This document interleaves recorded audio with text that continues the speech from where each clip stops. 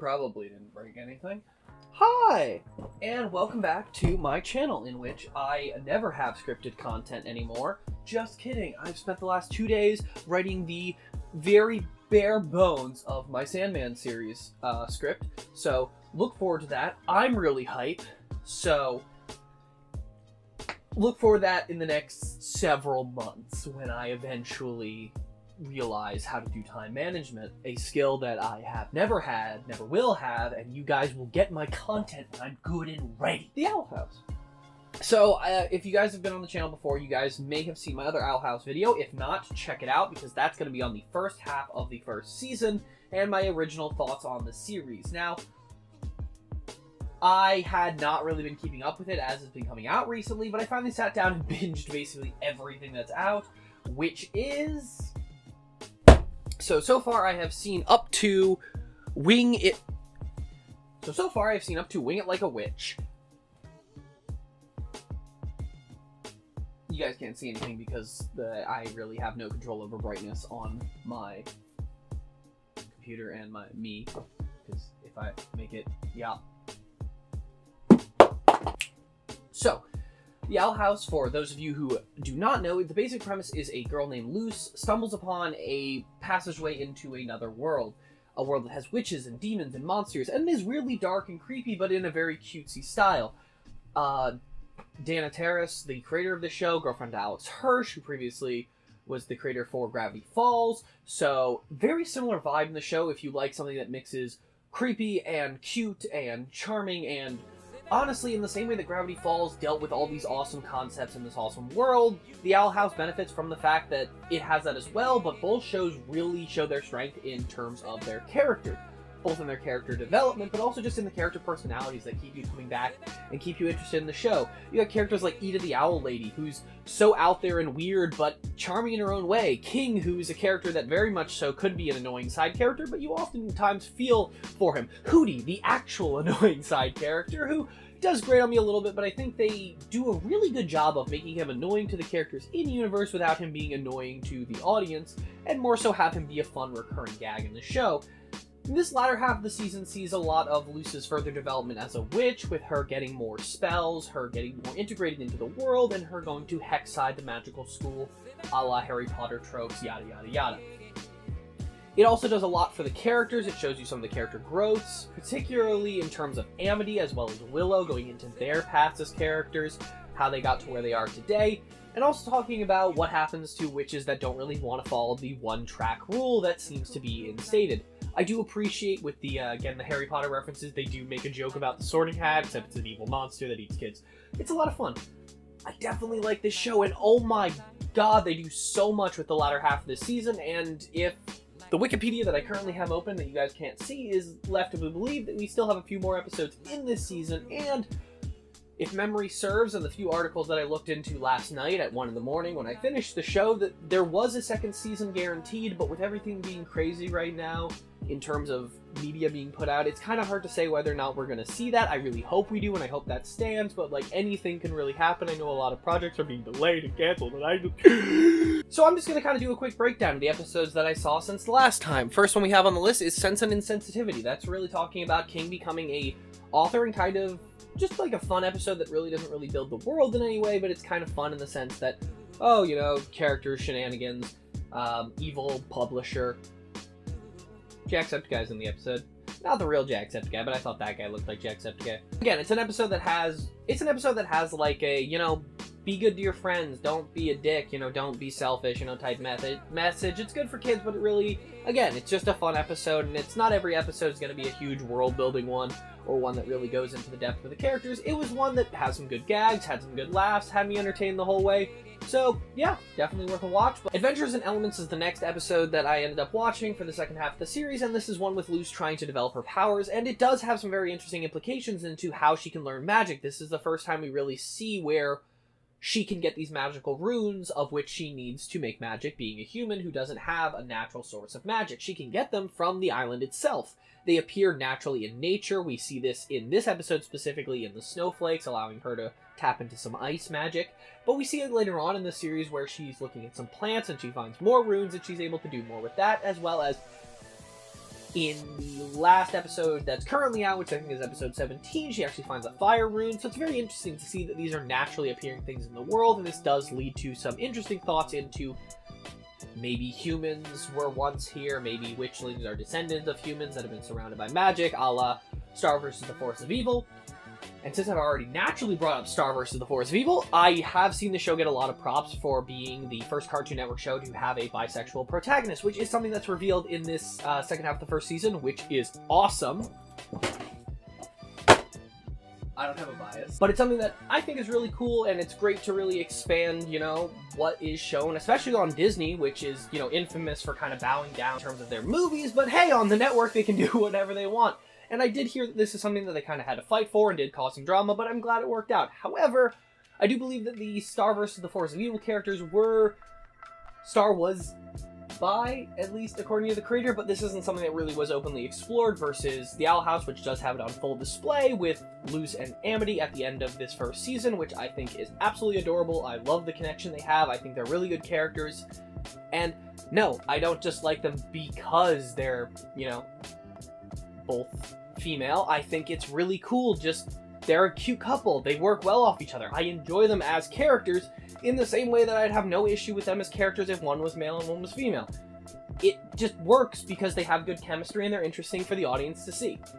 So, great job, Owl House.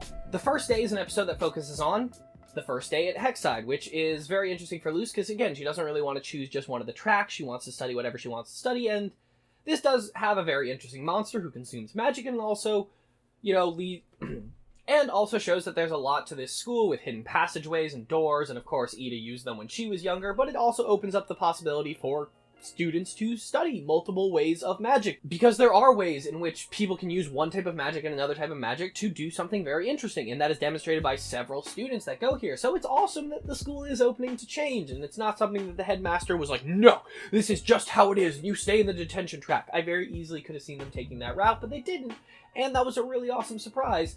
This show is doing a great job. Next, we have Really Small Problems, which is, again, just more so a fun episode that dives into the relationships between the characters, but doesn't necessarily bring up the world. We see the return of Tibble, somebody who was in the first half of the first season, who's trying to seek his revenge at a carnival, and the cast gets shrunk down really small. It's fun, but again, it's not one that really builds the world, but it's great for character interactions, jokes, and I enjoyed watching it. I enjoyed watching it. Third time. Alright. Next, we have Understanding Willow, which is a really interesting one that really delves into the past of Amity and Willow as characters. They used to be friends, but due to circumstance that really aren't introduced to the audience, that ended up stopping. And it very much so frames Amity in a negative light of turning her back on Willow because she was considered weak and she wasn't particularly strong at magic when she was younger. Willow has since really grown as a witch, especially in her area of plant magic, where she's much stronger at doing it now, but it's still something that she struggled with when she was younger. And again, it really does frame Amity in a negative light until you kind of see what led up to that, and it's definitely her family having a status of being very powerful magic users and only associating with the best and most powerful magic users themselves. And because of this, she was pressured into ignoring her friend, or her friend would not be allowed into magical school at all. Now, I'm not saying she necessarily made the right choice, but being a child in that situation, having that pressure from your parents to conform to a certain way of being, it's very hard. For a lot of people, parents are not someone to be questioned, especially when you're that age. You think they know the best thing for you and about the world, but it's not until you really grow older that you realize your parents are inevitably just people, and they are as able to be flawed as anyone else. So, do I think she necessarily did the right thing? No, and I think the show handles this very well because it doesn't have Willow immediately forgiving her, but it does have them coming to an amicable situation in which they are on better terms, but they're not necessarily best friends or even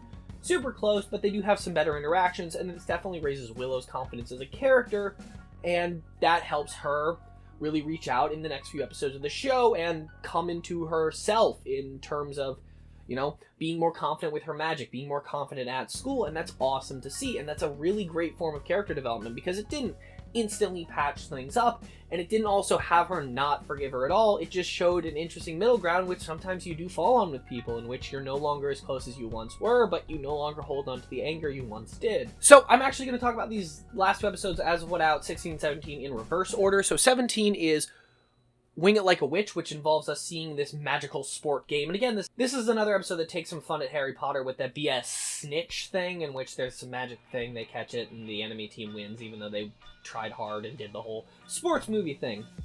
Again, it's a great thing, and you get to see Amity and Luce be really cute, but that so is, again, it's a fun episode that Willow's kind of confronting a bully, and Amity is no longer part of the bully crowd, and it's a nice progression of the character's development.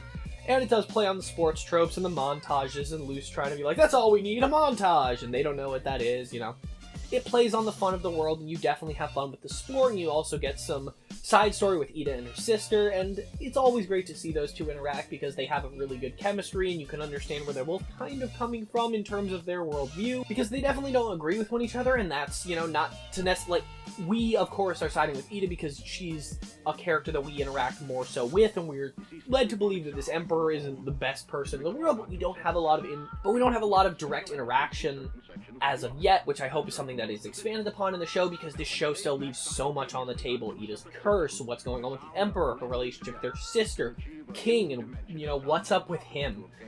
A lot of people are theorizing about King, and I really hope he's not just a red herring, and there is actually something to his whole, I am the king of demons, king of monsters, whatever thing he's saying. It would be highly entertaining, but who knows where the show's going to go. However, the last episode I want to talk about is the second to last episode that is out at this current moment at my recording with Enchanting Gromfright. Now, I will say that Agony of a Witch and Youngblood Old Souls have both not come out as of my recording this, but are listed here on the wiki. But Enchanting Gromfright is Hexide's weird take on prom, having Grom, and instead of it just being a dance, it's a dance on top of a giant fight with a shape-shifting monster that turns into your worst fears. And this episode tackles a lot.